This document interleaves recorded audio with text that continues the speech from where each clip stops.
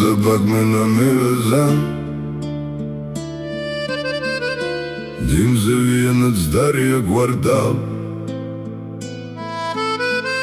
Спомените режат като нож,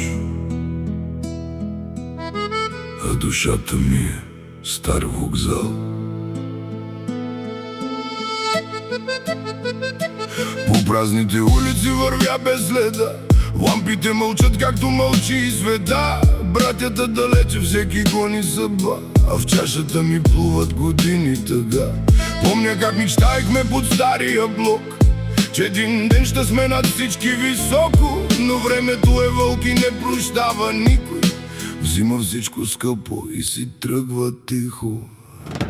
Ей, буйна глава, защо не спиш нощем? Защо търсиш хора, дето няма да дойдат? Ей, буйна глава, пак броиш звездите, а сърцето ти тежи като вериги скрити. Дъжда по стъклото рисува лица на всички, които живота разбиля. Някой стана богат, някой падна в калта. Аз пазя спомените като стара война. И да боли ще вървя напред с белезите свои, без да свеждам поглед.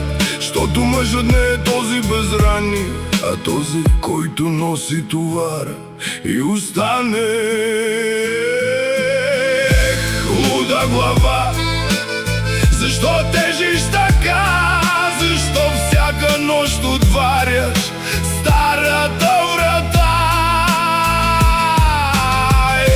Луда глава, пак търсиш светлина, а светът навън е студена тишина. Видях момчета да стават мъже за ден. Видях и мъже да се пречупват пред проблем. Видях любов да си тръгва без дума дори, и майка да плаче до сутрешни зори. А времето лети като влак без спирка, оставя само белези по всяка снимка. Но още нося честа като стар медальон, макар че живота стреля без патронник и закон. Не търся съжаление, не искам и венец, само малко мир за уморения боец. Защото всяка рана учи повече от книга, всяка загуба превръща момчето в викинг. Нощта пак ме намира сам. Дим се вие над стария квартал. Но докато дишам и вървя напред, няма да се предам.